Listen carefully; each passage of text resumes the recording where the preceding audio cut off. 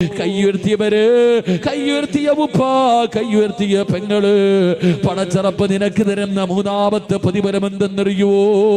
ഒരുത്തന്റെ മുന്നിലും നിനക്ക് കൈനീട്ടേണ്ട ഗതി അല്ലാഹു തരില്ല. വെള്ളിയാഴ്ച പള്ളിയുടെ മുന്നിൽ പോയി പടച്ചവരെ യാചിക്കുന്ന ഒരവസ്ഥയുണ്ടല്ലോ, പിരിവെടുക്കുന്ന ഒരവസ്ഥയുണ്ടല്ലോ. ഒരു നേരത്തെ ഭക്ഷണത്തിന് വേണ്ടി, മരുന്ന് വാങ്ങാൻ വേണ്ടി, മക്കൾക്ക് ചികിത്സ നടത്താൻ വേണ്ടി, പെമ്മക്കളെ കെട്ടിച്ചു കൊടുക്കാൻ വേണ്ടി പിരിവെടുക്കുന്ന ഒരവസ്ഥയുണ്ടല്ലോ. അല്ലാഹു നിനക്ക് തരില്ലെന്ന് നബി മുഹമ്മദ് മുസ്തഫ. ഈ ഉയർത്തിയ കൈ നിനക്ക് പൊക്കേണ്ട ഗതി വരൂല. ഒരു മനുഷ്യന്റെ മുന്നിലും നീട്ടി യാചിക്കേണ്ട അവസ്ഥ തരൂല.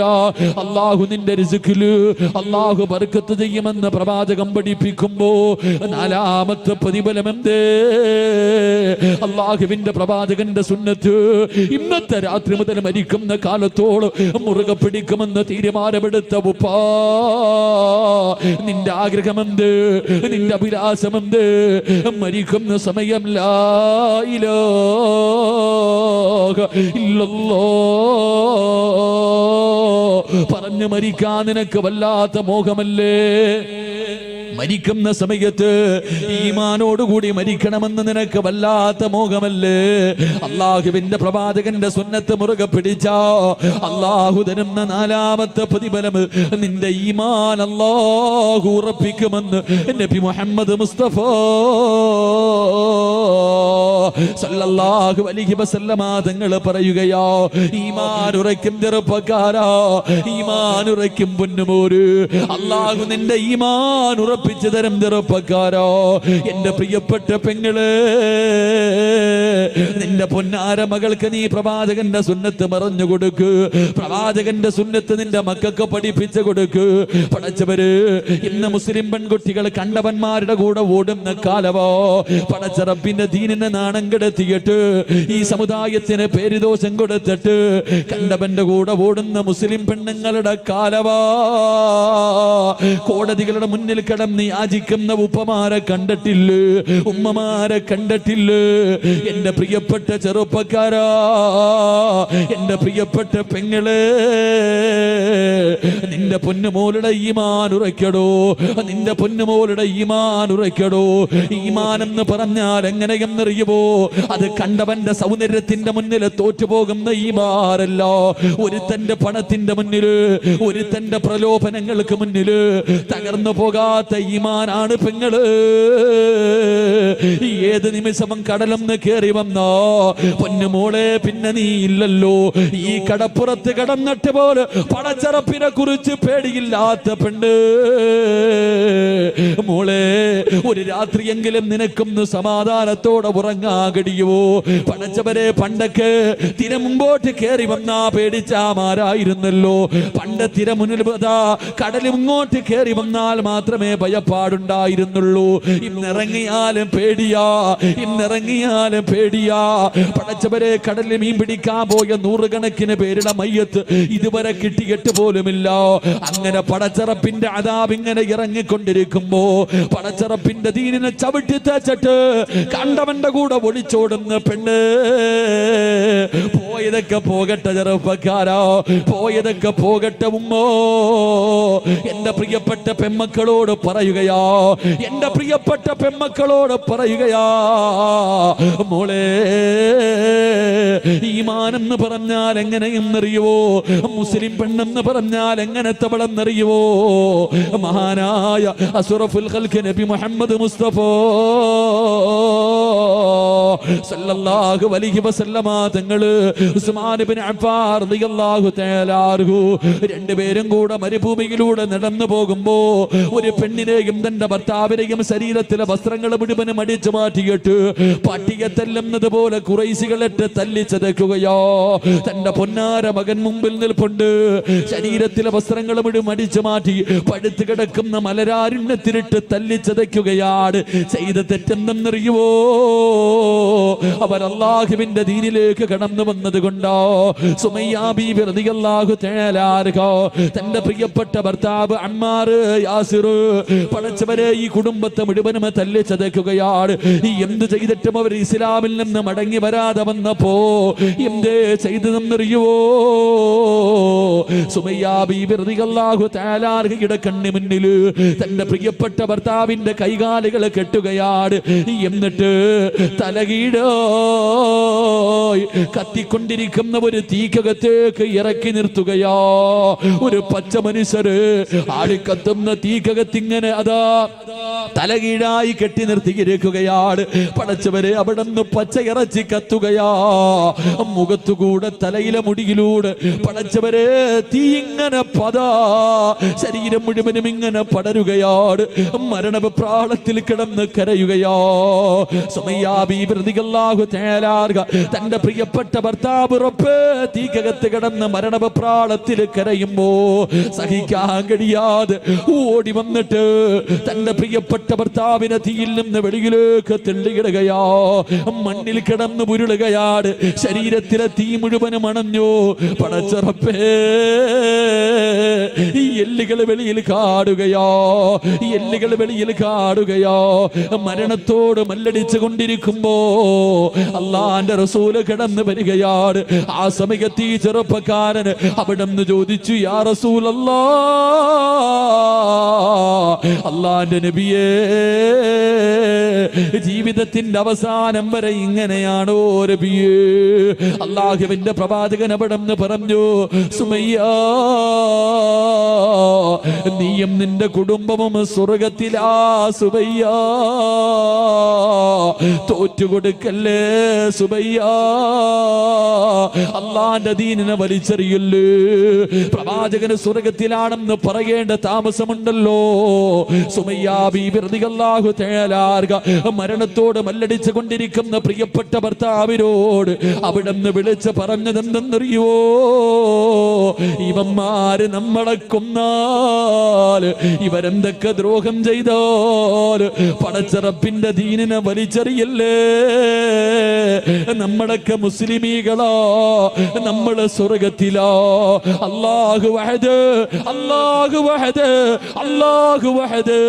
മരണത്തോട് മല്ലടിക്കുന്ന പ്രിയപ്പെട്ട ഭർത്താവിനെ വിളിച്ച് പറഞ്ഞു കൊടുക്കുമ്പോ ധൈര്യം ഇങ്ങനെ കൊടുക്കുന്നത് കണ്ടപ്പോ അബൂജഹലിന് സഹിക്കാൻ കഴിഞ്ഞില്ല. ഒരു പഠിപ്പിച്ച കമ്പിയെടുത്തിട്ട് സുമയ്യ ബീവിയുടെ നട്ടെല്ലിന്റെ ഭാഗത്തുകൂടെ അവിടെ നിന്ന് കുത്തിയിറക്കുകയാണ്. വയറ് തുളച്ചിട്ട് കമ്പി വെളിയിൽ വന്നു. അബൂജഹല് സുമയ്യാനെ ചവിട്ടി തറയിലേക്ക് ഇടുകയാണ്. അല്ലാഹുവേ, മരണത്തോട് മല്ലടിക്കുമ്പോഴും സുമയ്യ വിളിച്ചു പറഞ്ഞു, അല്ലാഹു വഹദ്. ആ കിടപ്പിലും കിടന്ന് പറഞ്ഞു, അല്ലാഹു വഹദ്. അബൂജഹല് കഴുത്തിലെ കേട്ട് അതാ തന്റെ കാലെടുത്ത് ചവിട്ടുകയാണ്. സുമയ്യ ബീവിയുടെ തല മണ്ണിനകത്തേക്ക് ചവിട്ടി താഴ്ത്തുകയോ. അപ്പഴും വിളിച്ചു പറഞ്ഞു, അല്ലാഹു വഹദ്, അല്ലാഹു വഹദ്. അബൂജഹലിനെ സഹിച്ചില്ല.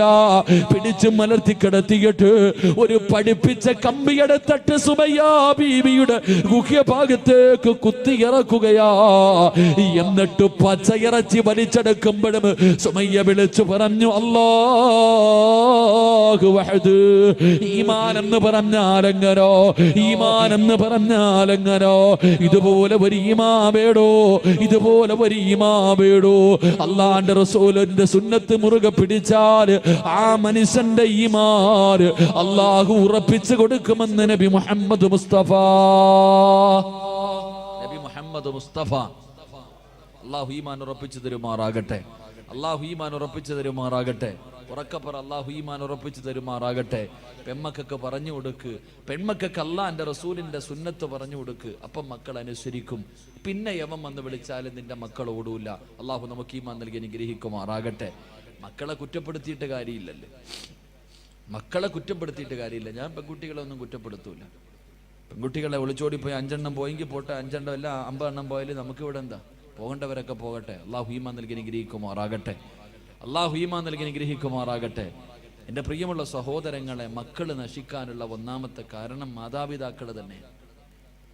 ഉമ്മയുടെ മടിത്തട്ടാണ് ഏറ്റവും. അള്ളാഹുവിൻ്റെ പ്രവാചകൻ പറഞ്ഞു, ഉമ്മയുടെ മടിത്തട്ടാണ് ആദ്യത്തെ മദ്രസ എന്ന് നബി മുഹമ്മദ് മുസ്തഫ. ഉമ്മ നിന്നെ കണ്ടാ നിന്റെ മോള് പഠിച്ചത്, പിന്നെ പറഞ്ഞിട്ട് കാര്യമില്ലല്ലോ. നിനക്ക് നിന്റെ മക്കളെ സ്നേഹിക്കാനോ സംസാരിക്കാനോ സമയമില്ല അല്ലേ? എൻ്റെ പ്രിയപ്പെട്ട സഹോദരങ്ങളെ, നമ്മളെ കണ്ടാണ് നമ്മുടെ മക്കൾ വളരുന്നത്. നമ്മൾ നിസ്സാരമായി ഒരു നല്ല കുട്ടിയെ കിട്ടണമെങ്കിൽ നല്ലതുപോലെ കഷ്ടപ്പെട്ടാൽ മാത്രമേ സാലിഹായ മക്കളെ കിട്ടൂ. അള്ളാഹു സാലിഹായ മക്കളെ നൽകി അനുഗ്രഹിക്കുമാറാകട്ടെ. വെറുതെ കിട്ടൂല.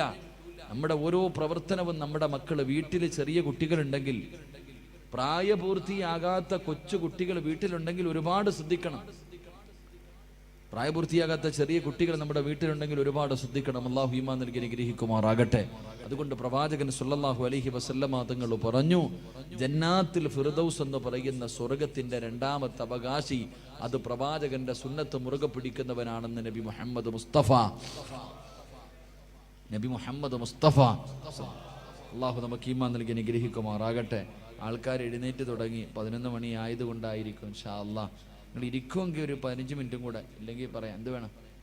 ഒരെണ്ണം കൂടെ പറയണമെന്ന് എനിക്ക് ആഗ്രഹമുണ്ട്. വയ്യാതെ വന്നതല്ലേ. നിങ്ങൾ ഇരിക്കുമെങ്കിൽ ഞാൻ പറയാം, ഇല്ലെങ്കിൽ ദുആ ചെയ്യാം. എന്ത് വേണം? എന്ത് വേണം? നിങ്ങൾ പറ. വേണോ? ഒരെണ്ണം കൂടെ പറയാ. ഇരിക്കുവോ? താല്പര്യമുള്ളവർ കൈപൊക്ക്. പോകേണ്ടവരൊക്കെ പോകട്ടെ. ബക്കറ്റ് എടുക്കുന്നതിന് മുമ്പ് ഓടുക. ഓടേണ്ടവരൊക്കെ ഓടട്ടെ. അസ്രായിൽ വരുമ്പോൾ ഓടാൻ പറ്റൂലല്ലോ. പറ്റുമോ? അസ്രായിൽ വരുമ്പോൾ ഓടാൻ പറ്റുമോ? ധൈര്യം ഉണ്ടെങ്കിൽ ഓടി നോക്കണം കേട്ടാ. ഇൻഷാ അല്ലാഹ്. അല്ലാഹു ഈമാൻ നൽകുമാറാകട്ടെ. മൂന്നാമത്തെ കാര്യം, ജന്നാത്തുൽ ഫിർദൗസ് എന്ന് പറയുന്ന സ്വർഗം വേണമെങ്കിൽ മൂന്നാമത്തെ കാര്യം, തൻ്റെ മാതാപിതാക്കളെ സ്നേഹിക്കുന്ന മക്കൾക്ക് ഫിർദൗസ് ഉണ്ടെന്ന് നബി മുഹമ്മദ് മുസ്തഫ. നബി മുഹമ്മദ് മുസ്തഫ. മാതാപിതാക്കളെ സ്നേഹിക്കുന്ന മക്കൾക്ക് അൽഹംദുലില്ലാഹ് ഫിർദൗസ് എന്ന സ്വർഗം അല്ലാഹു നൽകുമാറാകട്ടെ. അല്ലാഹു നൽകുമാറാകട്ടെ. ഉമ്മാനെയും വാപ്പാനെയും സ്നേഹിക്കുന്ന മക്കൾ. പടച്ചോനെ, ഇന്ന് ആർക്കാ ഉമ്മാനെ ഉപ്പാനെ സ്നേഹമുള്ള? ഇന്ന് ഉമ്മായും ഉപ്പായും സ്നേഹമുള്ള എത്ര മക്കളുണ്ട്? മാതാപിതാക്കളെ ബഹുമാനിക്കുന്ന സ്നേഹിക്കുന്ന. ഇന്ന് രോഗം പിടിച്ച് വീടിനകത്ത് കിടക്കുന്ന ഉമ്മാനോട് പറയും, കിളവി വല്ലതും തിന്നിട്ട് മിണ്ടാതെ ഇവിടെ കിടന്നോണം. ഉമ്മാനോടാ പറയണേ. ഉപ്പാനെ തല്ലുന്ന മക്കൾ, ഉമ്മാനെ തല്ലുന്ന മക്കൾ. ഉമ്മയാരെന്നറിയോ? ഉമ്മയുടെ കാൽച്ചുവട്ടിലാണ് സ്വർഗം കിടക്കുന്നത് എന്ന് നബി മുഹമ്മദ് മുസ്തഫ. ഉമ്മയുടെ കാൽച്ചുവട്ടിലാ മോനെ സ്വർഗം. പോയി നോക്ക്. എൻ്റെ ഉമ്മയുടെ കാൽച്ചുവട്ടിലാണ് സ്വർഗം കിടക്കുന്നത്. വാപ്പയുടെ സ്ഥാനം എന്തെന്നറിയോ? വാപ്പയ്ക്ക് സ്ഥാനമില്ല എന്നല്ല, വാപ്പ സ്വർഗത്തിന്റെ മധ്യ കവാടമാണെന്ന് നബി മുഹമ്മദ് മുസ്തഫ. വാപ്പയും ഉമ്മയും അവരെ വേദനിപ്പിച്ചാൽ, അവരുടെ മനസ്സ് വേദനിപ്പിച്ചാൽ, ഖസറത് ദുനിയ വൽ ആഖിറ, നിന്റെ ദുനിയാവും ആഖിറവും നഷ്ടപ്പെട്ടു പോകും. അല്ലാഹു കാക്കുമാറാകട്ടെ. അല്ലാഹു കാക്കുമാറാകട്ടെ. എൻ്റെ പ്രിയമുള്ള സഹോദരങ്ങളെ, നമ്മുടെ മാതാപിതാക്കൾ, അവരുടെ മനസ്സ് വേദനിപ്പിക്കരുത്. ഏതൊരു കാരണവശാലും എന്തൊക്കെ വിഷയം സംഭവിച്ചാലും എൻ്റെ പ്രിയപ്പെട്ട പെങ്ങളോട് പറയും, കല്യാണം കഴിഞ്ഞാൽ പെണ്ണുങ്ങൾക്കൊരാഗ്രഹം, ഭർത്താവിൻ്റെ ഉമ്മാന് ഇഷ്ടമല്ല. എന്തെങ്കിലുമൊക്കെ പറഞ്ഞ് വഴക്കുണ്ടാക്കും. എന്തെങ്കിലുമൊക്കെ പറഞ്ഞ് വഴക്കുണ്ടാക്കിയിട്ട് മകനെയും ഉമ്മാനെയും 2 തട്ടിലാക്കും. എന്തിനാ? അവളുടെ ഭർത്താവിനെ ഒറ്റയ്ക്ക് കിട്ടാൻ. എൻ്റെ പ്രിയപ്പെട്ട സഹോദരിമാരോട് പറയാ, നിന്റെ ഭർത്താവിൻ്റെ ഉമ്മാനെ നീ എപ്പോഴും ഉമ്മയായിട്ട് നിനക്ക് സ്വർഗം വേണമെങ്കിൽ നീ നിന്റെ ഭർത്താവിൻ്റെ ഉമ്മാനെ ഉമ്മയായിട്ട് കാണും. കാരണം എൻ്റെ പ്രിയമുള്ള സഹോദരന്മാരോട് ഞാൻ പറയുന്നു, നിന്റെ ഭർത്താവിൻ്റെ ഉമ്മായുമായിട്ട് നിന്റെ ഭർത്താവിനെ നീ അകറ്റിയ നീ വിധവയായി പോകുമെന്ന് നബി മുഹമ്മദ് മുസ്തഫ സല്ലല്ലാഹു അലൈഹി വസല്ലം. ഭർത്താവിനെയും ഉമ്മാനെയും തമ്മിലടിപ്പിച്ചിട്ട് ഒറ്റയ്ക്ക് പോയി സുഖിക്കാമെന്ന് നീ വിചാരിച്ച യോഗമില്ല പെങ്ങളെ. സ്വന്തം ഉമ്മായും ബാപ്പായും വേദനിപ്പിക്കുന്നവന്റെ ആയുസ് അല്ലാഹു കുറയ്ക്കുമെന്ന് നബി മുഹമ്മദ് മുസ്തഫ. അല്ലാഹുവിന്റെ പ്രവാചകനാ പറഞ്ഞത്. അല്ലാഹുവിന്റെ പ്രവാചകന് സല്ലല്ലാഹു അലൈഹി വസല്ലമ തങ്ങൾ പറയുകയാണ്, മാതാപിതാക്കളുടെ മനസ്സ് വേദനിപ്പിക്കുന്നവന്റെ ആയുസ് അല്ലാഹു കുറച്ച് കളയുമെന്ന് പ്രവാചകൻ പഠിപ്പിക്കുമ്പോ, ഉമ്മാന്റെ മനസ്സ് വേദനിപ്പിക്കുന്ന മക്കളുണ്ട്. എന്റെ പ്രിയമുള്ളവരെ, കഴിഞ്ഞ മാസമുണ്ടല്ലോ, അല്ലാഹുവേ, ഞാൻ ഭക്ഷണം കഴിക്കാൻ ഒരു വീട്ടിലേക്ക് കടന്നു ചെന്നപ്പോ ഒരു ഉമ്മയെ കണ്ടോ. പടച്ചവനെ, ഉമ്മയും മക്കളും മത്സരമാണ്. എന്റെ ചെറുപ്പക്കാരന്റെ കയ്യിൽ പിടിച്ചിട്ട് പറഞ്ഞു, ഉസ്താദേ, എന്റെ ഉമ്മയ്ക്ക് വേണ്ടി ദുആ ചെയ്യണം. എന്റെ ഉമ്മയ്ക്ക് ക്യാൻസർ ആണ്. ഉമ്മയുടെ ഉമ്മയുടെ വയറിനകത്ത് മുഴ എന്തോ വന്നിട്ട് കുടലിലോ എന്തോ ക്യാൻസറാ ഉമ്മയ്ക്ക് അറിയില്ല ഉസ്താദെ, ഉമ്മയ്ക്ക് വയറുവേദനയാണെന്നാ ഞങ്ങൾ പറയണത്. ഉമ്മയ്ക്ക് അത് അറിയാത്തത് കൊണ്ടാ ഉമ്മ ഇങ്ങനെ ചിരിച്ചും കളിച്ചും ഇരിക്കുന്നത്. ഞങ്ങൾ ആരും പറഞ്ഞിട്ടില്ല, ഞങ്ങൾ ആരെയും അറിയിച്ചിട്ടില്ല. അതുകൊണ്ട് ഉസ്താദ് ഞങ്ങളുടെ ഉമ്മയ്ക്ക് വേണ്ടി ദുആ ചെയ്യണേ. അള്ളാഹുവേ, ഞാൻ സന്തോഷിച്ചു പടച്ചോനെ, ഇതുപോലെ 2 മക്കള്, ഉമ്മാനെ ഇത്രയും സ്നേഹിക്കുന്ന 2 മക്കള്. ഇറങ്ങാൻ സമയമായപ്പോ ആ ഉമ്മ എന്നോട് പറഞ്ഞു, മോനെ ഉസ്താദിനെ ഒന്ന് വിളിക്ക്, എനിക്കൊന്ന് സംസാരിക്കണം. അള്ളാഹുവേ പടച്ചവനെ, ഞാൻ ഉമ്മയുടെ റൂമിനകത്തേക്ക് കയറി ചെന്നു. ഉമ്മ മക്കളോട് 2 പേരും പറഞ്ഞൊന്ന് വെളിയിൽ പോകാൻ. ഉമ്മയെന്ന് പറഞ്ഞ ആരെന്നറിയോ? പഠിച്ചോ.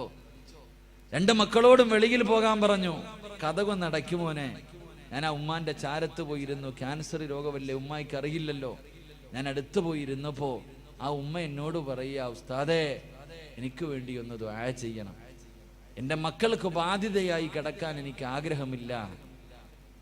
എനിക്ക് ക്യാൻസർ ആണെന്ന് എൻ്റെ മക്കൾക്ക് അറിയുന്നതിന് മുമ്പേ എനിക്കറിയാം ഉസ്താദേ. എന്നിട്ട് പറയാ, എനിക്ക് ക്യാൻസർ ആണെന്ന് എൻ്റെ മക്കൾക്ക് അറിയുന്നതിന് മുമ്പേ എനിക്കറിയാം.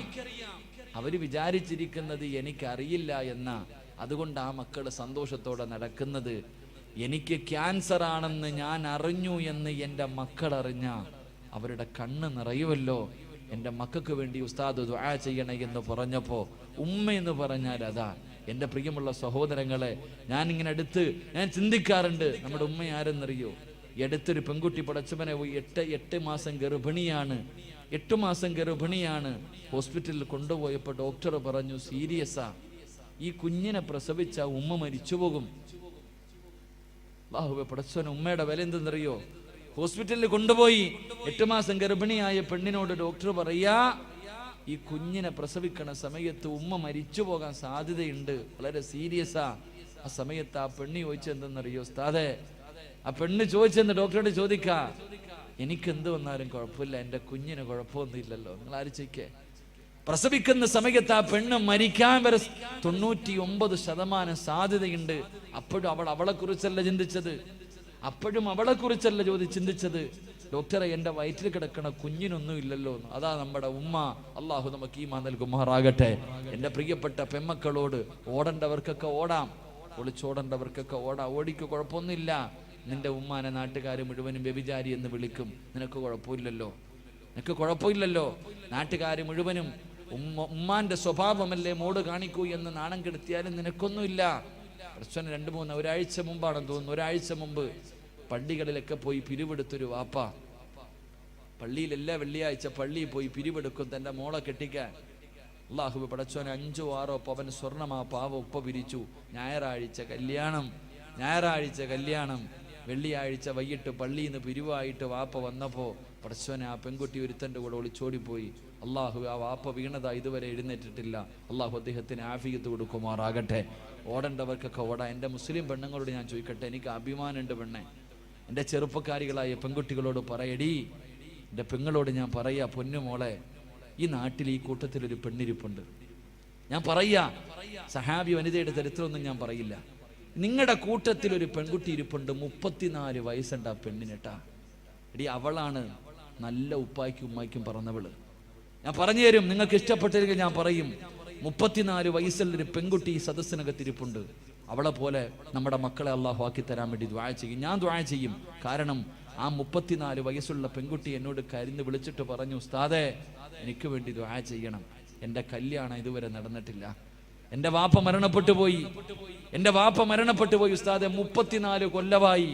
ഇന്ന് ഞാൻ അള്ളാനെ പേടിച്ചാ ജീവിക്കണത്, അള്ളാനെ പേടിച്ചാ ഞാൻ ജീവിക്കുന്നത്.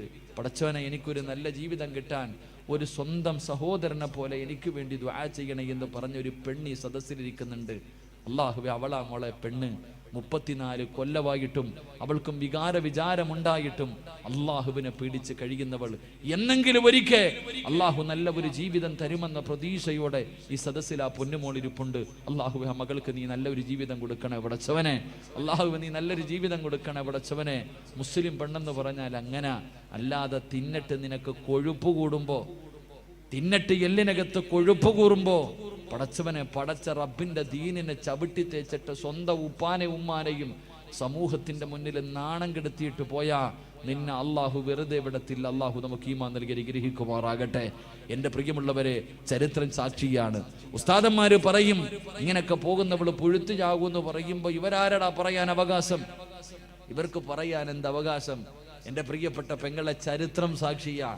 ഉമ്മയുടെ മനസ്സ് വേദനിപ്പിച്ചാൽ എന്റെ പ്രിയമുള്ള സഹോദരിമാരോട്, ലാഹുവേ ഈ സദസ്സിലിരിക്കുന്ന ഏതെങ്കിലും ഒരു പെൺകുട്ടി, ലാഹുവേ ഉപ്പയും ഉമ്മയുടെയും മനസ്സ് വേദനിപ്പിക്കുന്ന ഏതെങ്കിലും ഒരു പൊന്നുമോളോ മോനോ ഈ സദസ്സിലുണ്ടെങ്കിൽ ഈ ദുനിയാവിൽ വെച്ച് നിനക്ക് കിട്ടും പെണ്ണ്. ഈ ദുനിയാവിൽ വെച്ച് തന്നെ അല്ലാഹു നിനക്ക് ശിക്ഷ തരും പെണ്ണ്. എന്റെ പ്രിയമുള്ള സഹോദരാ, ഫദൽ എന്ന് പറയുന്ന ഒരു ചെറുപ്പക്കാരന്റെ ചരിത്രം കാണാ. ഫദൽ എന്ന് പറയുന്ന ഒരു ചെറുപ്പക്കാരനുണ്ട്. അല്ലാഹുവേ പടച്ചവനെ, ഉമ്മ മാത്രമേ ഉള്ളൂ. ഫദൽ എന്ന് പറയുന്ന ചെറുപ്പക്കാരൻ ഒരു ദിവസം കൂട്ടുകാര് മുഴുവനും പറഞ്ഞു, ഫദലേ ഞങ്ങളെല്ലാവരും മക്കയിൽ പോകുകയാ, ഞങ്ങളെല്ലാവരും കഅബ കാണാ പോവുകയാ. ഫദലേ നീ കൂടെ ഞങ്ങളുടെ കൂടെ വരുന്നു. ഫദൽ എന്ന് പറയുന്ന ചെറുപ്പക്കാരൻ പറഞ്ഞു, ഞാൻ എൻ്റെ ഉമ്മയോട് ചോദിക്കട്ടെ, ഞാൻ എൻ്റെ ഉമ്മയോട് ചോദിക്കട്ടെ. ഫദൽ എന്ന് പറയുന്ന ചെറുപ്പക്കാരൻ വീട്ടിൽ ചെന്നിട്ട് തന്റെ ഉമ്മയോട് ചോദിച്ചു, ഉമ്മ അല്ലാഹുവിന്റെ കഅബ കാണണമെന്ന് വല്ലാത്ത ആഗ്രഹമോ, എന്റെ കൂട്ടുകാർ മുഴുവനും കഅബ കാണാ പോവുകയാണ്, ഞാനും കൂടെ പോകട്ടെ ഉമ്മ, ഞാനും കൂടെ പോകട്ടെ ഉമ്മ. ഉമ്മ പറഞ്ഞു, മോനെ ഫദിലേ, നീ പോയാൽ എനിക്ക് ആരാണടാ ഉള്ളത്? എനിക്ക് ഭക്ഷണം തരാ, എന്റെ കാര്യങ്ങൾ നോക്കാൻ ആരുമില്ലല്ലോ. എന്റെ പൊന്നുമോര് പോകണ്ട എന്ന് ഫദൽ എന്ന് പറയുന്ന മകനോട് പറയുമ്പോ കൂട്ടുകാരുടെ മുന്നിൽ ചെന്നിട്ട് പറഞ്ഞു, എന്റെ ഉമ്മ എനിക്ക് അനുവാദം തന്നില്ല. കൂട്ടുകാർ മുഴുവനും കളിയാക്കുകയാണ്. അല്ലാഹുവിന്റെ കഅബ കാണാൻ പോലും നിന്റെ ഉമ്മ നിനക്ക് അനുവാദം തരുന്നില്ലല്ലോ. കൂട്ടുകാർ മുഴുവനും കളിയാക്കിയിട്ട് അവിടെ നടന്നു പോവുകയാണ്. ഫദൽ എന്ന് പറയുന്ന ചെറുപ്പക്കാരൻ തന്റെ വീട്ടിലേക്ക് കടന്നു വന്നു. പിന്നെയും ഉമ്മയോട് ചോദിച്ചു, ഉമ്മ അല്ലാഹുവിന്റെ കഅബ കാണാ പോകട്ടെ? ഉമ്മ പറഞ്ഞു, വേണ്ട മോര്. ഉമ്മ പറഞ്ഞു, വേണ്ട മോര്. ഫദൽ എന്ന് പറയുന്ന ചെറുപ്പക്കാരന് വല്ലാത്ത ദേഷ്യം തോന്നി. അവസാനം ഉമ്മയുടെ അനുവാദം ചോദിച്ചില്ല. കഅബയിലേക്കല്ലേ പോകുന്നത്, അല്ലാഹുവിന്റെ ഭവനത്തിലേക്കല്ലേ പോകുന്നത്. ഫദൽ എന്ന് പറയുന്ന ചെറുപ്പക്കാരന് തന്റെ ഉമ്മയുടെ അനുവാദം ചോദിക്കാതെ വീട് വിട്ടിറങ്ങുകയാ. മക്കയിലേക്ക് കഅബ കാണാ പോവുകയാ, മക്കയിലേക്ക് കഅബ കാണാ പോവുകയാ.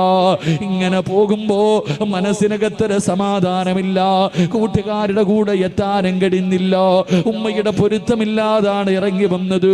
മനസമാധാനം കിട്ടാതെ വന്നപ്പോ അവിടെ നിന്ന് ചിന്തിച്ചു, അല്ലാ ഒന്ന് രണ്ടരക്കത്ത് നിസ്കരിക്കാമല്ലോ പടച്ചവര്, നിസ്കരിച്ചാ മനസമാധാനം കിട്ടുമല്ലോ.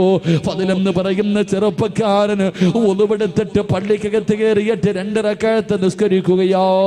നിസ്കാരം കഴിഞ്ഞിട്ട് വെളിയിലേക്ക് ഇറങ്ങുമ്പോ നാട്ടുകാര് മുഴുവനും പള്ളിയിലേക്ക് ഓടി വരികയാണ്. കാരണം എന്തെന്നറിയുമോ, ആ നാട്ടിൽ വലിയ ഒരു മോഷണം നടന്നു.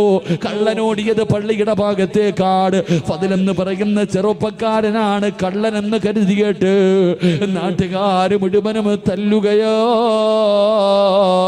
കൈകാല് കെട്ടുകയാണ്. എന്നിട്ട് എന്തേ ചെയ്തതെന്നറിയുമോ, ഇവന് ഒരിക്കലും മോഷ്ടിക്കാൻ പാടില്ല. ഇനി ഒരിക്കലും ഇവന് മോഷ്ടിക്കാൻ പാടില്ല. രണ്ട് കൈയും വെട്ടിമുറിക്കുകയാ, രണ്ട് കാലും വെട്ടിമുറിക്കുകയാ, രണ്ട് കണ്ണും ചൂടുന്നെടുക്കുകയോ. ഇവന് ഒരിക്കലും ഇനി മോഷണം നടത്താൻ പാടില്ല. അവന്റെ കണ്ണ് ചൂടുന്നെടുത്തു, കൈകാലുകളെ വെട്ടിമുറിച്ചു. എന്നിട്ടൊരു കമ്പിന്റെ മുകളിൽ കെട്ടിയിട്ട് ഇങ്ങനെ കൊണ്ടുപോകുമ്പോ ജനങ്ങൾ വിളിച്ചു, കള്ളാ.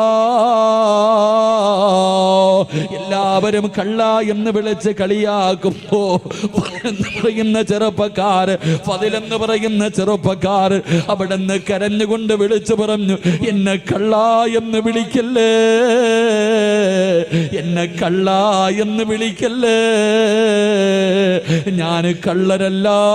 എന്റെ ഉമ്മയുടെ മനസ്സ് വേദനിപ്പിച്ചത് അല്ലാഹു എനിക്ക് തന്ന ശിക്ഷയാ. എന്റെ ഉമ്മയുടെ മനസ്സ് വേദനിപ്പിച്ചതൊരു പടച്ചറപ്പ് എനിക്ക് തന്ന ശിക്ഷയാ. എന്റെ പെങ്ങള് അവസാനം കൊണ്ടുവന്ന മരുഭൂമിയിൽ വലിച്ചെറിയുകയാ. അവിടുന്ന് മരണത്തോട് മല്ലടിക്കുമ്പോ ഫദിലെന്ന് പറയുന്ന ചെറുപ്പക്കാരൻ ആ മരുഭൂമിയിൽ കിടന്ന് യാചിക്കുന്നു, ആരെങ്കിലും എന്റെ ഉമ്മയുടെ മുന്നിലൊന്ന് കൊണ്ടുപോകുവോ? മരിക്കുന്നതിന് മുമ്പ് എന്റെ ഉമ്മയുടെ വീടിന്റെ മുന്നിൽ എന്നെ ഒന്ന് കൊണ്ടുപോകുവോ? ഒന്ന് പൊരുത്തം ചോദിക്കാരാ, എന്റെ ഉമ്മയോടൊന്ന് പൊരുത്തം ചോദിക്കാരാ. മരണത്തിന്റെ വേളയിൽ പടച്ചവരെ വടിയിൽ കിടന്ന് യാചിക്കുന്നത് കണ്ടപ്പോ ഏതോ യാത്രക്കാര് പറഞ്ഞ അടയാളം വെച്ചൊരു വീടിന്റെ മുന്നിൽ കൊണ്ടുവന്ന് വെക്കുകയാണ്. വീടിന്റെ മുന്നിൽ കൊണ്ടുവച്ചു. പടച്ചറപ്പേ, വാതില് തുറന്നിട്ടൊരു ഉമ്മ ഇറങ്ങി വരികയാണ്. ആ യാത്രക്കാര് ചോദിച്ചു, ഉമ്മ, ഈ കിടക്കുന്ന ചെറുപ്പക്കാരനെ അറിയുമോ ഉമ്മ? ഈ ചെറുപ്പക്കാരനെ അറിയുമോ ഉമ്മ? ആ ഉമ്മ നോക്കുമ്പോ കൈയില്ലാതെ, കണ്ണില്ലാതെ, കാലില്ലാതെ രക്തത്തിൽ കുളിച്ച് കിടക്കുന്ന ഒരു ചെറുപ്പക്കാരൻ. ആരാണെന്നറിയുന്നില്ല, ആരാണെന്നറിയുന്നില്ല. ആ ഉമ്മ പറഞ്ഞു, മക്കളെ, ഇതാരാണെന്ന് എനിക്കറിയില്ല എന്ന് പറയുമ്പോ തന്റെ പ്രിയപ്പെട്ട ഉമ്മയുടെ ശബ്ദം കേൾക്കുമ്പോ ഫദില് വിളിക്കുന്നു, ഉമ്മ, ഞാനാണുമ്മ, ഞാനാണുമ്മ. ഉമ്മയുടെ മനസ്സ് വേദനിപ്പിച്ചിട്ട് മക്കയിലേക്ക് പോയ ഫദിലാ ഉമ്മ. എനിക്കല്ലാഹു ഈ ദുനിയാവിൽ വെച്ച് തന്നെ ശിക്ഷ തന്നു എന്ന് പറയുമ്പോ എന്റെ പ്രിയപ്പെട്ട പെങ്ങള് ഉമ്മയുടെ മനസ്സ് വേദനിപ്പിച്ചിട്ട് ഒളിച്ചോടിയവടല്ല, കണ്ടവന്റെ കൂടെ പോയവടല്ല, സിനിമയ്ക്ക് പോയവടല്ല, കറങ്ങാൻ പോയവടല്ല, കളിക്കാൻ പോയവളല്ല. അല്ലാഹുവിന്റെ വിശുദ്ധമായ കഅബ കാണാൻ പോയ ഒരു മകന് അല്ലാഹു ദുനിയാവിൽ വെച്ച് തന്നെ ഇങ്ങനെ ഒരു ശിക്ഷ കൊടുത്തു എന്ന് പ്രവാചകം പഠിപ്പിക്കുമ്പോ ഇനി പറപെങ്ങള് രക്ഷപ്പെടുവോ മോള്, രക്ഷപ്പെടുവോ മോള്?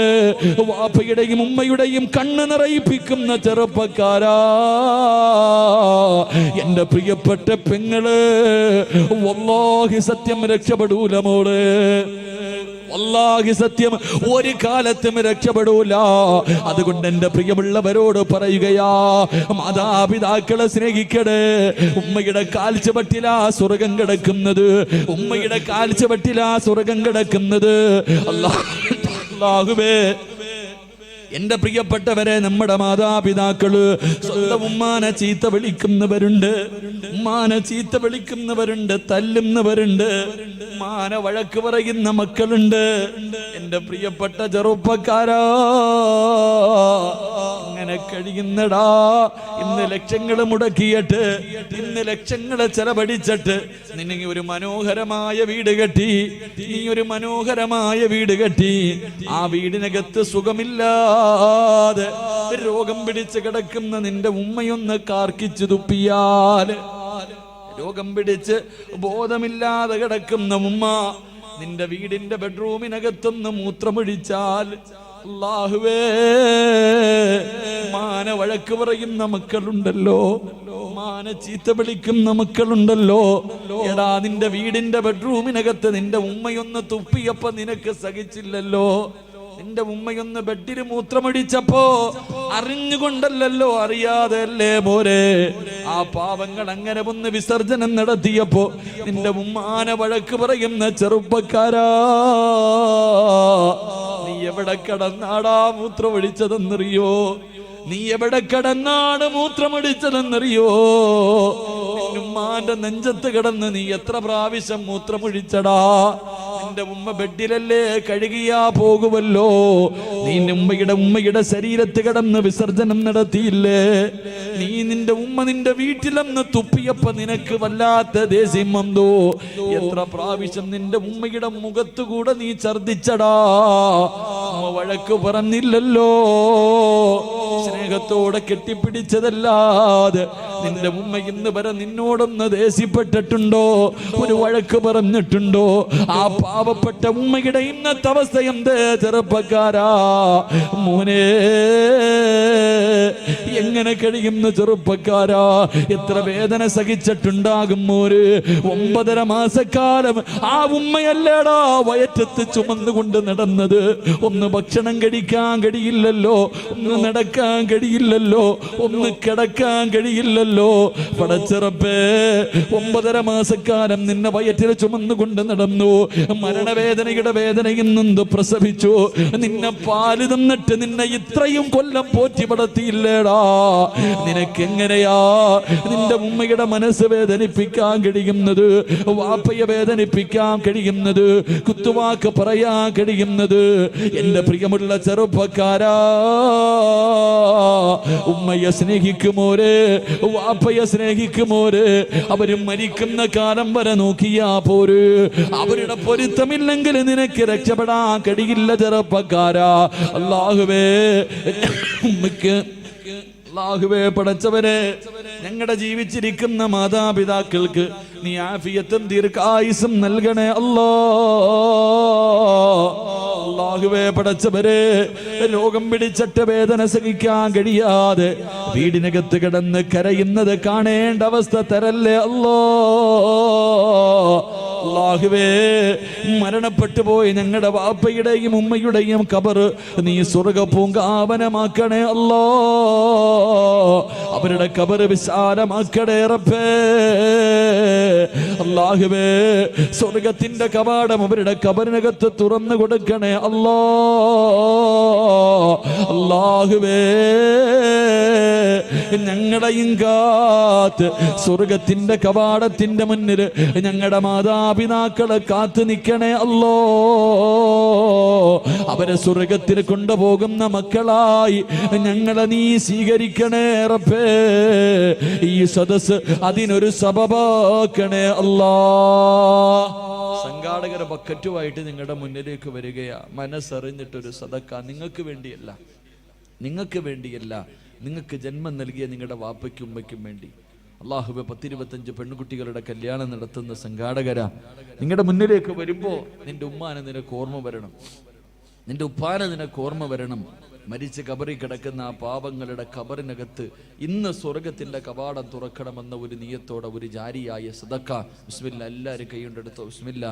സല്ലല്ലാഹു അലാ മുഹമ്മദ് സല്ലല്ലാഹു അലൈഹി വസല്ലം. സല്ലല്ലാഹു അലാ മുഹമ്മദ് സല്ലല്ലാഹു അലൈഹി വസല്ലം.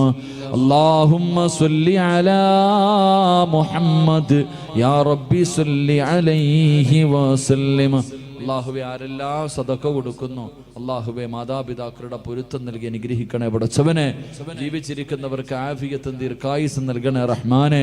മരണപ്പെട്ടവരുടെ ഖബറിടം നീ വിശാലമാക്കണേ അല്ലാ. ഖബറിനകത്ത് കിടന്നിട്ട് ഞങ്ങളുടെ വാപ്പയും ഉമ്മയും ഞങ്ങൾക്ക് വേണ്ടി ദുആ ചെയ്യണേ പടച്ചവനെ. ഈ സദഖ അതിനൊരു സബബാക്കണേ അല്ലാ. അല്ലാഹു കബൂലാക്കുമാറാകട്ടെ. ഞാൻ നിർത്തുകയാ. എൻ്റെ പ്രിയമുള്ള സഹോദരങ്ങളെ, മാതാപിതാക്കളെ സ്നേഹിക്കുന്ന മകൻ അല്ലാഹു കൊടുക്കുന്ന പ്രതിഫലം എന്തെന്നറിയോ? വാപ്പയെയും ഉമ്മയെയും സ്നേഹിക്കുന്ന മക്കൾക്ക് അല്ലാഹു കൊടുക്കുന്ന പ്രതിഫലം മഹാനായ നബി മുഹമ്മദ് മുസ്തഫ സല്ലല്ലാഹു അലൈഹി വസല്ലമ തങ്ങൾ അല്ലാഹുവിൻ്റെ പ്രവാചകൻ സ്വർഗത്തിലൂടെ കടന്നു പോകുമ്പോൾ, അല്ലാഹുവിൻ്റെ പ്രവാചകൻ സല്ലല്ലാഹു അലൈഹി വസല്ലമ തങ്ങൾ സ്വർഗത്തിലൂടെ കടന്നു പോകുമ്പോൾ ഒരു സ്വഹാബി സ്വർഗത്തിന്റെ മധ്യഭാഗത്തൊരു കൊട്ടാരത്തിനകത്തിരുന്ന് ഖുർആൻ ഓതുകയാണ്. കൊട്ടാരത്തിന്റെ മധ്യഭാഗത്ത് ഉയരമുള്ള ഒരു സ്ഥലത്തിരുന്നിട്ടൊരു സഹാബി ഇങ്ങനെ ഖുർആൻ ഓതുന്നു. എല്ലാവരും ആ ഖുർആൻ ഓതുന്നത് ഇങ്ങനെ കേട്ടുകൊണ്ടിരിക്കുക. അള്ളാഹുവിന്റെ പ്രവാചകൻ സല്ലല്ലാഹു അലൈഹി വസല്ലമ തങ്ങൾ ചോദിച്ചു, ആരാ ഈ സ്വർഗത്തിലിരുന്ന് ഖുർആൻ ഓതുന്ന ഈ ചെറുപ്പക്കാരൻ ആരാ? അവിടെ നിന്ന് പറഞ്ഞു കൊടുത്തു മഹാനായി നബി സല്ലല്ലാഹു അലൈഹി വസല്ലമ തങ്ങൾ. ആയിഷാ ബീബി റളിയല്ലാഹു തആല അൻഹയോട് ചരിത്രം പറഞ്ഞു കൊടുക്കുമ്പോൾ ആയിഷാ ബീബി റളിയല്ലാഹു തആല അൻഹ ചോദിച്ചു, ആരാ നബിയേ സ്വർഗത്തിലിരുന്ന് ഖുർആൻ ഓതുന്ന ചെറുപ്പക്കാരൻ ആടാ? അവിടെ നിന്ന് പറഞ്ഞു, ഹാരിസ് ഇബ്നു നുഅ്മാൻ റളിയല്ലാഹു തആല അൻഹു. ഹാരിസ് ഇബ്നു നുഅ്മാൻ എന്ന് പറയുന്ന ചെറുപ്പക്കാരനാ ഈ പ്രതിഫലം കിട്ടാനുള്ള കാരണം തൻ്റെ ഉമ്മയെ സ്നേഹിച്ചതിനുള്ള പ്രതിഫലമാണെന്ന് നബി മുഹമ്മദ് മുസ്തഫ സല്ലല്ലാഹു. സ്വർഗത്തിലിരുന്ന് ഖുർആൻ ഓതാൻ പറ്റുന്ന സ്വർഗത്തിലെ ഉയർന്ന പദവി അല്ലാഹു നൽകും. അല്ലാഹു നൽകി അനുഗ്രഹിക്കുമാറാകട്ടെ. അതുകൊണ്ട് എൻ്റെ പ്രിയപ്പെട്ട സഹോദരങ്ങളോട് സഹോദരിമാരോട് നമ്മുടെ ഉമ്മാനെയും ഉപ്പാനെയും ഒരു കാലത്തും അവരുടെ മനസ്സ് വേദനിപ്പിക്കരുത്. അവരുടെ കണ്ണ് നിറയുന്ന ഒന്നും ചെയ്യാൻ പാടില്ല. അവർ നമ്മളെ എന്തൊക്കെ ചെയ്താലും എത്ര തല്ലിയാലും ചില ചെറുപ്പക്കാർ ചോദിക്കും, ചോദിക്കും, ഉമ്മയുടെ സ്വഭാവം വളരെ മോശമാ ഉസ്താദെ, എന്ത് ചെയ്യാനാ? എന്ത് ചെയ്താലും നമ്മുടെ ഉമ്മ തന്നെയാണ്. ഉമ്മയ്ക്ക് പകരം വെക്കാൻ ഒന്നും കഴിയില്ല. അള്ളാഹു നമ്മുടെ ഉമ്മയ്ക്ക് ദീർഘായുസ് നൽകി അനുഗ്രഹിക്കുമാറാകട്ടെ. നമ്മുടെ ഉമ്മയ്ക്ക് എല്ലാവർക്കും ഉമ്മയോട് വല്ലാത്ത സ്നേഹമാണ്. എൻ്റെ പ്രിയപ്പെട്ട സഹോദരിമാരോട്, എൻ്റെ പ്രിയപ്പെട്ട സഹോദരങ്ങളോട്, എൻ്റെ പ്രിയപ്പെട്ട കൊച്ചുമക്കളോട്, എൻ്റെ പ്രിയപ്പെട്ട ഉമ്മമാരോട് പറയുക, നിങ്ങളുടെ മക്കൾ വഴിപിടയ്ക്കാനുള്ള കാരണം നിങ്ങൾ തന്നെയാണ്. നിങ്ങളുടെ അടുത്ത് ഞാൻ വയലിന് വന്നപ്പോൾ ഒരു കുട്ടിയെ വളർത്താനുള്ള വഴികൾ മുഴുവനും ഞാൻ പറഞ്ഞു തന്നു. അവിടെ നിന്ന് 10 മണിക്ക് വയൽ അവസാനിപ്പിക്കേണ്ടി വന്നു. എങ്ങനെ ആദ്യം ദുആ ചെയ്യണം, നല്ല പെണ്ണിൻ്റെ വയറ്റിലെ നല്ല മക്കൾ പിറക്കൂ. വിവാഹത്തിന് മുമ്പുള്ള കുറേ കാര്യങ്ങൾ പറഞ്ഞു. പ്രസവം വരെ ഞാൻ പറഞ്ഞിട്ടാണ് നിർത്തിയത്. പക്ഷെ ഒരു കാര്യം പറയാനുള്ള സമയം അവിടെ കിട്ടിയില്ല. എൻ്റെ പ്രിയമുള്ള സഹോദരങ്ങളെ, ഈ അടുത്തുള്ള കാര്യങ്ങൾ നിങ്ങൾ ചിന്തിച്ചു നോക്ക്. 9ാം ക്ലാസ്സിൽ പഠിക്കുന്ന ഒരു പെൺകുട്ടി, 9ാം ക്ലാസ്സിൽ പഠിക്കുന്ന ഒരു പെൺകുട്ടി ബാത്റൂമിനകത്ത് രാവിലെ സ്കൂളിൽ പോകുന്നതിന് മുമ്പ് ബാത്റൂമിനകത്ത് കയറിയിട്ട് വാതിൽ തുറക്കണില്ല. കുറേ സമയമായി വാതിൽ തുറക്കണില്ല. ഉമ്മ സംശയം തോന്നിയിട്ട് ചെന്ന് നോക്കുമ്പോൾ പടച്ചവനെ സെൽഫി എടുക്കുക. ബാത്റൂമിനകത്ത് നിന്നിട്ട് നല്ല ശബ്ദം കേൾക്കുന്നു. വാതിൽ ഉമ്മ ചവിട്ടി തുറന്നു. തെള്ളി തുറന്നകത്തേക്ക് കയറിയപ്പോൾ 9ാം ക്ലാസ്സിൽ പഠിക്കുന്ന മകള് ശരീരത്തിൽ ഒരു നൂൽ ബന്ധം പോലും ഇല്ലാതെ സെൽഫി എടുത്തുകൊണ്ടിരിക്കുക. സ്വന്തം ചിത്രം, സ്വന്തം ഫോട്ടോ ഇങ്ങനെ മൊബൈലിൽ പകർത്തുന്നു. ഉമ്മ തന്റെ പൊന്നുമോളെ ഒരുപാട് തല്ലി. അവസാനം ഉമ്മയ്ക്ക് സങ്കടം വന്നു. മകളോട് ചോദിച്ചു, ആർക്ക് വേണ്ടിയാ മോളെ നീ ഈ ഫോട്ടോ എടുത്തത്? ആ സമയത്ത് 9ാം ക്ലാസ്സിൽ പഠിക്കുന്ന മകള് പറഞ്ഞു കൊടുത്തൊരു മറുപടിയുണ്ട്. എൻ്റെ ക്ലാസ്സിൽ 33 കുട്ടികൾ പഠിക്കുന്നുണ്ട്. ആ 33 പെൺകുട്ടികളിൽ 26 പേരും അവരുടെ നഗ്നചിത്രം എടുത്തുകൊണ്ടുവന്ന് കൂട്ടുകാരെ മുഴുവനും കാണിച്ചു. ഇന്ന് കൊണ്ടുപോകേണ്ടത് ഞാനാ, എൻ്റെ കൂട്ടുകാരെ കാണിക്കാൻ വേണ്ടിയാണ് ഞാൻ ഇതെടുത്തത് എന്ന് ആ പൊന്നുമോള് പറയുമ്പോൾ, എൻ്റെ പ്രിയമുള്ളവരെ, ഇന്നത്തെ മക്കളുടെ അവസ്ഥ എവിടെ എത്തി നിൽക്കുന്നു? കാസർഗോഡ് ജില്ലയിൽ 31 വയസ്സുള്ള ഒരു സഹോദരി പെട്ടെന്ന് ഗർഭിണിയായി. ഭർത്താവ് ഗൾഫിൽ പോയിട്ട് 1.5 കൊല്ലമായി. എങ്ങനെയാണ് ഗർഭിണിയായതെന്നറിയില്ല. ഭർത്താവ് ഗൾഫിൽ പോയി ആകെ വിഷയമായി. അവസാനം ആ പെണ്ണ് അള്ളാഹുവിൻ്റെ ഖുർആൻ എടുത്ത് സത്യം ചെയ്തിട്ട് പറഞ്ഞു, എൻ്റെ ഭർത്താവല്ലാതെ എൻ്റെ ശരീരത്തിൽ ആരും തൊട്ടിട്ടില്ല. എൻ്റെ ഭർത്താവല്ലാതെ ഒരാളും എൻ്റെ ശരീരത്ത് തൊട്ടിട്ടില്ല. പിന്നെ എങ്ങനെ ഗർഭിണിയായി? കിടന്നുറങ്ങുമ്പോൾ നല്ലതുപോലെ സൂക്ഷിക്കാനാ നിനക്കിത് പറയണേ. ഇന്ന് മുതൽ കിടന്നുറങ്ങുമ്പോൾ നീ നല്ലതുപോലെ ആലോചിക്കണം. വീട്ടിൽ മക്കളുണ്ടെങ്കിൽ സൂക്ഷിക്കണം. ഈ ഉമ്മ അള്ളാഹുവേ എങ്ങനെ ഗർഭിണിയായി എന്നറിയില്ല. +1 പഠിക്കുന്നൊരു മകനുണ്ട്. 10ലോ +1ലോ പഠിക്കുന്നൊരു മകൻ. ഈ മകന്റെ സ്വഭാവത്തിലൊരു മാറ്റം കണ്ടപ്പോ ആരോ കൊണ്ടുപോയി ഒരു കൗൺസിലിംഗ് നടത്തിയപ്പോൾ ആ മകൻ പറഞ്ഞു, എൻ്റെ ഉമ്മയുടെ വയറ്റിൽ കിടക്കണ കുഞ്ഞിന്റെ തന്ത ഞാനാണെന്ന്. അള്ളാഹു നമ്മളെ കാക്കുമാറാകട്ടെ. സ്വന്തം ഉമ്മയ്ക്ക് മയക്കുമരുന്ന് കൊടുത്തിട്ട് ഈ മകനാണ് ഈ പണി ഒപ്പിച്ചതെങ്കിൽ, എൻ്റെ പ്രിയമുള്ള സഹോദരങ്ങളെ, എന്തുകൊണ്ടാണ് നമ്മുടെ മക്കൾ ഇങ്ങനെ ആകുന്നത്? എല്ലാ വാപ്പമാർക്കും പരാതിയാ, ഉസ്താദെ ഞാൻ പറഞ്ഞ അനുസരിക്കില്ല, മുടിവെട്ടുന്നില്ല, അവൻ നിസ്കരിക്കുന്നില്ല, ഖുർആൻ ഓതുന്നില്ല, എത്ര നല്ല കാര്യം പറഞ്ഞാലും ചെയ്യണില്ല, അവൻ എന്നെ ചീത്ത വിളിക്കുന്നു, എന്നെ ബഹുമാനിക്കുന്നില്ല, പരാതി പറയുന്നല്ലോ. എന്തേ അതിൻ്റെ കാരണമെന്നറിയൂ? നിങ്ങളുടെ മക്കൾ വഴിപിടച്ചു പോകാനുള്ള കാരണം, നാട്ടുകാരൊരു പഴഞ്ചൊല്ല് പറയാറുണ്ട്, കുഞ്ഞിലെ ശീലം അവസാനം വരെ ഉണ്ടാകുമെന്ന്. എൻ്റെ പ്രിയപ്പെട്ട സഹോദരങ്ങളോട് പറയുന്നു, നിങ്ങളുടെ വീട്ടിൽ ചെറിയ മക്കളുണ്ടെങ്കിൽ, പ്രായപൂർത്തിയാകാത്ത ചെറിയ കുട്ടികൾ നിങ്ങളുടെ വീട്ടിലുണ്ടെങ്കിൽ നിങ്ങൾ നല്ലതുപോലെ സൂക്ഷിക്കണം. ചെറിയ മക്കൾ നിങ്ങളുടെ വീട്ടിലുണ്ടെങ്കിൽ നിങ്ങൾ പറയും, ഉസ്താദേ കുട്ടിയല്ലേ, കുഞ്ഞല്ലേ, അവനൊന്നും അറിയില്ല എന്നാ നമ്മൾ വിചാരിക്കണേ. എൻ്റെ പ്രിയമുള്ളവരെ, അള്ളാഹുവിൻ്റെ വിശുദ്ധമായ ഖുർആൻ പറഞ്ഞു, 3 സമയങ്ങളിൽ പ്രായപൂർത്തിയാകാത്ത മക്കൾ ഉമ്മയുടെയും വാപ്പയുടെയും ബെഡ്റൂമിൽ കിടക്കണമെങ്കിൽ അനുവാദം ചോദിക്കണമെന്ന് അള്ളാഹുവിൻ്റെ വിശുദ്ധ ഖുർആൻ. 3 സമയം. സ്വന്തം ഉപ്പാന്റെ ഉമ്മാന്റെ റൂമിൽ കയറണമെങ്കിൽ അനുവാദം ചോദിക്കണം. പ്രായപൂർത്തിയാകാത്ത കൊച്ചുമക്കൾ, 9 വയസ്സിന്റെ താഴെ പ്രായമുള്ള കുട്ടികൾ, 3 അവസരത്തിൽ 1ാമത്തെ അവസരം സുബഹിക്ക് മുമ്പുള്ള സമയം, നട്ടുച്ച സമയം, ഇശായിക്ക് ശേഷമുള്ള സമയം. ഈ 3 സമയത്തും ഉമ്മയുടെയും ബാപ്പയുടെയും ബെഡ്റൂമിലേക്ക് മക്കൾ കയറാൻ പാടില്ല, അനുവാദം ചോദിക്കണം. കാരണം സുബഹിക്ക് മുമ്പുള്ള സമയം ഉമ്മയും ബാപ്പയും നല്ല ഉറക്കത്തിലാ. ഉമ്മയുടെ ഔറത്ത് തുറന്നു കിടക്കാം, വാപ്പയുടെ ഔറത്ത് തുറന്നു കിടക്കാം. ചെറിയ കുട്ടി ഓടി ചെല്ലുമ്പോൾ ഉമ്മയുടെ ഔറത്ത് കണ്ട ആ മകന്റെ മനസ്സിന്റെ ഉള്ളിൽ അത് പതിയും, അവൻ തലതിരിഞ്ഞു പോകാൻ അത് കാരണമാകും. സ്വന്തം വാപ്പയുടെ ഔറത്ത് 8 വയസ്സുള്ള മകള് കണ്ടാൽ 7 വയസ്സുള്ള മകള് കണ്ടാൽ അവരുടെ മനസ്സിന്റെ ഉള്ളിലകത്തിന് ചിന്ത ഭാവിയിൽ അത് ബാധിക്കാൻ സാധ്യതയുണ്ട്. അതുകൊണ്ട് അള്ളാഹുവിന്റെ ഖുർആൻ പറഞ്ഞു, സ്വന്തം വാപ്പയുടെയും ഉമ്മയുടെയും ഔറത്ത് പോലും മക്കള് കാണാൻ പാടില്ല എന്ന് ഖുർആൻ പഠിപ്പിക്കുമ്പോൾ നിങ്ങൾ എന്തേ ചെയ്യണത്? ഇന്ന് നിങ്ങൾ ഇംഗ്ലീഷ് പടം കാണുന്നത് ഒരുമിച്ചിരുന്നല്ലേ? വാപ്പായും ഉമ്മായും മക്കളും കൂടെ ഒരുമിച്ചിരുന്നിട്ട് ഇംഗ്ലീഷ് പടം കാണുന്ന കാലം, അരപ്പാവാടയിട്ട് ആടുന്ന പെണ്ണിന്റെ ആട്ടം കാണുന്ന കാലം. പിന്നെ ഓടിയില്ലെങ്കിലല്ലേ കുഴപ്പമുള്ളൂ. അല്ലാഹു ഈമാൻ നൽകുമാറാകട്ടെ, അല്ലാഹു ഈമാൻ നൽകുമാറാകട്ടെ. ചെറിയ മക്കള് വീട്ടിലുണ്ടെങ്കിൽ എന്റെ പ്രിയമുള്ള സഹോദരങ്ങളെ, ഒരു ചരിത്രം പറഞ്ഞുകൊണ്ട് അല്ലാഹുവേ പടച്ചവനെ, ഈ സദസ്സിലിരിക്കുന്ന മാതാപിതാക്കൾക്ക് അല്ലാഹുവേ പടച്ചവനെ സമാധാനം കിട്ടാൻ ഒരു ചരിത്രം സൂക്ഷിക്കാൻ ഒരു ചരിത്രം പറഞ്ഞു തരാ.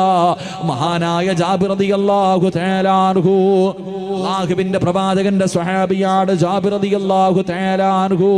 രണ്ടാമക്കളാണുള്ളത്, രണ്ടാൺമക്കളാണുള്ളത്. ജാബിർ തങ്ങളും ഭാര്യയും മക്കളും വല്ലാത്ത സന്തോഷമാ. ഒരു ദിവസം സന്തോഷം കാരണം അവരെല്ലാവരും തുള്ളിച്ചാടുകയാണ്. അതിന്റെ കാരണം എന്തെന്നറിയോ? അവരുടെ വീട്ടിലേക്ക് മഹാനായ അസ്റഫുൽ ഖൽഖ് നബി മുഹമ്മദ് മുസ്തഫ സല്ലല്ലാഹു അലൈഹി വസല്ലമ തങ്ങള്, അല്ലാഹുവിന്റെ പ്രവാചകനും സഹാബത്തും ഭക്ഷണം കഴിക്കാൻ വരികയാണ്. റസൂലുള്ളാഹി വിരുന്ന് വരുന്ന ദിവസമോ സന്തോഷം കാരണം ജാബിർ തങ്ങളും ഭാര്യയും കിടന്ന് വല്ലാത്ത സന്തോഷത്തിലാ. ജാബിർ തങ്ങൾ പറഞ്ഞു, പെണ്ണേ അല്ലാഹുവിന്റെ റസൂലിന് ഭക്ഷണമുണ്ടാക്ക്. ഭാര്യ അടുക്കളയിലേക്ക് ഭക്ഷണമുണ്ടാക്കാ പറഞ്ഞു വിട്ടിട്ട് ജാബിർ റളിയല്ലാഹു തആല അൻഹു അല്ലാഹുവിന്റെ റസൂലിന് കൊടുക്കണമല്ലോ. ആടിന്റെ ഇറച്ചി വല്ലാത്ത ഇഷ്ടമാണല്ലോ. ഓടി ചെന്നിട്ട് ഒരു ആടിനെ പിടിച്ച് അറുക്കുകയാണ്. ഒരാടിനെ പിടിച്ചറുത്തു. എന്നിട്ട് അതിന്റെ ഇറച്ചി മുഴുവനും എടുത്തിട്ട് അടുക്കളയിലേക്ക് കടന്നു വന്ന് പ്രിയപ്പെട്ട ഭാര്യയുടെ കൂടെ അടുക്കളയിൽ നിന്ന് കറിയുണ്ടാക്കുകയോ. അവിടെ നിന്ന് ഭർത്താവ് ഇറച്ചിക്കറി വെക്കുന്നു, ഭാര്യ ചപ്പാത്തി റെഡിയാക്കുന്നു. 2 മക്കളെ വീടിന്റെ വെളിയിൽ നിന്ന് കളിക്കുകയാണ്. 2 പേർക്കും പ്രായപൂർത്തിയായിട്ടില്ല. അല്ലാഹുവേ, വീടിന്റെ വെളിയിൽ നിന്ന് കളിച്ചു കൊണ്ടിരിക്കുമ്പോ മൂത്ത മകൻ അനുജനോട് ചോദിച്ചു, മൂത്തവനുണ്ടല്ലോ അനുജനോട് ചോദിച്ചു, മോനെ വാപ്പ ആടിനെ അറുക്കുന്നത് എങ്ങനെയാണെന്ന് കണ്ടോ? വാപ്പ ആടിനെ അറുത്തത് എങ്ങനെയാണെന്ന് കണ്ടോ? ജേസൻ അനുജനോട് ചോദിച്ചപ്പോ അനുജൻ പറഞ്ഞു, ഇല്ലയിക്കാ, വാപ്പ ആടിനെ അറുത്തത് എങ്ങനെയാണെന്ന് ഞാൻ കണ്ടില്ല. മോന് കാണണോ? വാപ്പ ആടിനെ അറുത്തത് എങ്ങനെയാണെന്ന് കാണണോ? അനുജൻ പറഞ്ഞു, കാണണമിക്കാ. എന്തേ ചെയ്തതെന്നറിയുവോ? എന്തേ ചെയ്തതെന്നറിയുവോ? പടച്ചിറപ്പേ, വാപ്പ ആടിനെ അറുത്ത കത്തിയെടുക്കുകയാണ്. വാപ്പ ആടിനെ അറുത്ത കത്തിയെടുക്കുകയാ. എന്നിട്ടൊരു കയറെടുത്തു. എന്നിട്ട് തന്റെ കൂടപ്പുറപ്പിന്റെ ചാരത്തേക്ക് കടന്നു വരികയാണ്. വാപ്പാടിന്റെ കൈകാല് കെട്ടിയതുപോലെ അനുജന്റെ കൈകാല് കെട്ടുകയാ. എന്നിട്ട് വാപ്പാടിന്റെ കഴുത്ത് തിരിച്ചു വെച്ചതുപോലെ തന്റെ സഹോദരന്റെ കഴുത്തിങ്ങനെ തിരിച്ചു വെക്കുകയാണ്. എന്നിട്ട് വാപ്പാടിന്റെ കഴുത്തിലെ കത്തി വെച്ചറുത്തല്ലോ. ആ കത്തിയെടുത്തിട്ട് തന്റെ പൊന്നാര അനുജന്റെ കഴുത്തിൽ വെച്ചിട്ട് അറുക്കുകയാ. സുബ്ഹാനല്ലാഹ്. തന്റെ അനുജന്റെ കഴുത്തറ്റു പോവുകയാണ്. അല്ലാഹുവേ, മരണവ് പ്രാണത്തിൽ കിടന്ന് പിടയുകയാണ്. തന്റെ പൊന്നാര അനുജനുണ്ടല്ലോ, അല്ലാഹുവേ, മരണത്തോട് മല്ലടിക്കുന്നത് കണ്ടപ്പോ, അവിടെ കിടന്ന് കൈകാലുകൾ ഇട്ടടിക്കുന്നത് കണ്ടപ്പോ കയ്യിലിരുന്ന കത്തിയെടുത്ത് വലിച്ചെറിഞ്ഞിട്ട് ഈ പൊന്നുമോനോടുകയാ. അല്ലാഹുവേ, തന്റെ പൊന്നാര അനുജന് പിടഞ്ഞു പിടഞ്ഞു മരിക്കുന്നത് കണ്ടപ്പോ പേടിച്ച് ഈ പൊന്നുമോനോടുകയാണ്. അല്ലാഹുവേ, ഉയരമുള്ള സ്ഥലത്തേക്ക് ഓടിക്കേറുകയാ. ഉയരമുള്ള സ്ഥലത്തേക്ക് ഓടിക്കേറുമ്പോ അവന്റെ കാല് തെറ്റിയിട്ട് താഴെ വീഴുകയാ. വീഴുന്ന അവസരത്തില് ആ പൊന്നുമകന്റെ തലപൊരു കല്ലിലടിച്ചിട്ട് അവന്റെ തല പൊട്ടിയിട്ട് തലച്ചോറ് തിറയ്ക്കുകയാണ്. അവന്റെ തലച്ചോറ് തെറിക്കുകയാ. അവിടെ കിടന്നിട്ടൊന്ന് കരയാ, ഒന്ന് വിളിക്കാൻ പോലെ കഴിഞ്ഞില്ല. ആ പൊന്നുമോന്റെ തല പൊട്ടിയിട്ട് അവിടെ കിടന്ന് രക്തമൊലിച്ചവനും മരണപ്പെടുകയാ.